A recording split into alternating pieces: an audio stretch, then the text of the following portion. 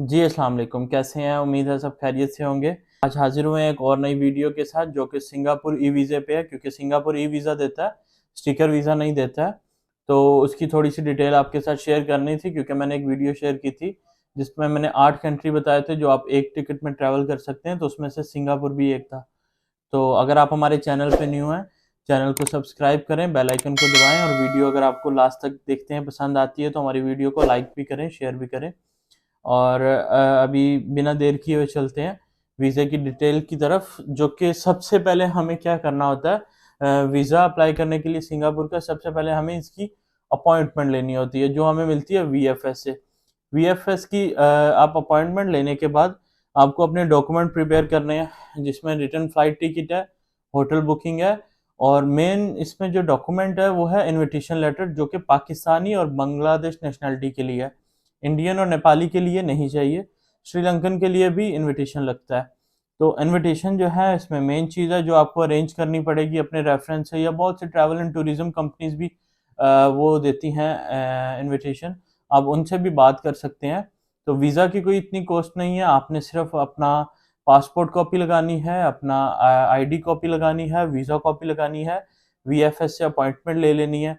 Appointment लेने के बाद जब आपने एक इनविटेशन साथ लगा देना है, इनविटेशन लगाने के बाद जब आप एम्बेसी जाएंगे, एम्बेसी जाने के बाद आपसे सॉरी आप वीएफएस जाएंगे, वीएफएस में आपकी फीस होएगी, जो एम्बेसी फीस होएगी वो 80 दरम्स होएगी, 65 दरम्स जो है वो वीएफएस की फीस होएगी, टोटल 145 दरम्स में आपको ये पूरा वीज़ा मिलता है। लेकिन इसमें इनविटेशन की कॉस्ट जो है वो इंक्लूड नहीं है।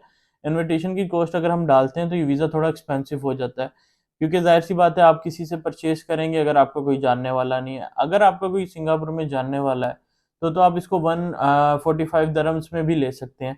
जैसे कि मैंने लिया, आप स्क्रीन पे वीज़ा देख सकते हैं, मेरा शो हो रहा होगा। ये मैंने रिसेंटली लिया था, तो मैंने तो इनविटेशन मंगाया था, तो ईज़िली मुझे मिल गया था। तो आप भी इसी तरह इनविटेशन मंगा सकते हैं, आपके कोई रिलेटिव्स हैं, फ्रेंड्स हैं, या कोई भी आपका जानने वाला से मंगवा सकते हैं। अदरवाइज़ अगर आपके पास कोई नहीं है तो आप सिंगापुर में travel and tourism company search करके उनसे मंगवा सकते हैं।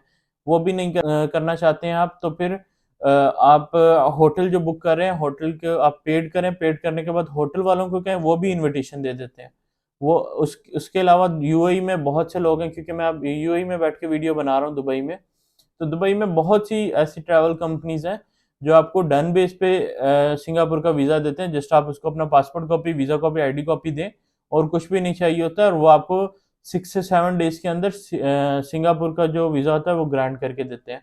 लेकिन सिंगापुर वीज़े की एक बात यह है कि अगर आप उधर जाते हैं, एक तो आपका ई वीज़ा है, कोई वीज़ा स्टैंप नहीं हो रहा है, दूसरा वहाँ पे एंट्री एंड एग्जिट की कोई स्टैंप नहीं लगती है।